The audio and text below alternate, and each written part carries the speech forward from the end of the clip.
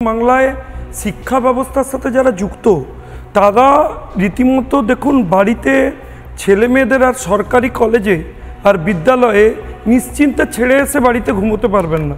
এই পরিস্থিতি রাজ্য সরকার তৈরি করে দিচ্ছে এবং পুরো শিক্ষাটা ইতিমধ্যেই বেসরকারিকরণ করে দিয়েছে।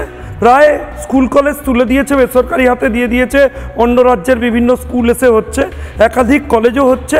বাকি যে কগাছি কলেজ আছে তাতে যেভাবে সিকিউরিটি ল্যাবস নিয়ে গেছে এরা আরজি করের ঘটনা, এটাও কলেজের মধ্যে হচ্ছে। এবং আপনি লক্ষ্য করে দেখবেন দুটো ক্ষেত্রেই যাদের রক্ষণাবেক্ষণের কাজ তারাই ক্রাইমে লিপ্ত। আমার বক্তব্য হচ্ছে এই ল কলেজের যারা গার্ড তাদেরকে কেন এখনো গ্রেপ্তার করা হয়নি, প্রিন্সিপালকে কেন ডেকে পাঠানো হয়নি, তাকে কেন অ্যারেস্ট করা হবে না? কাস্টোডিয়ান উনি কোথায় প্রিন্সিপাল? কেন উনি থাকার সময় রাত্রিবেলা এই ঘটনা ঘটেছে? আর কাকে বলবেন? আমি নিজের চোখে প্রথম দেখলাম এই রাজ্যের একজন ভাইস চ্যান্সেলর তিনি জেলের ভিতরে গেছেন শিক্ষা দুর্নীতিতে। আজকে এই রাজ্যের একজন ল কলেজের প্রিন্সিপাল মানিক বাবু, আমি পড়তাম ল, তিনি জেলে গেছেন শিক্ষা দুর্নীতি। সন্দীপ ঘোষকে ভুলবেন না, সন্দীপ ঘোষকে ভুলবেন না। তাহলে এই কলেজের প্রিন্সিপাল কোথায়? কেন তিনি রেসপন্সিবিলিটি নেবেন না?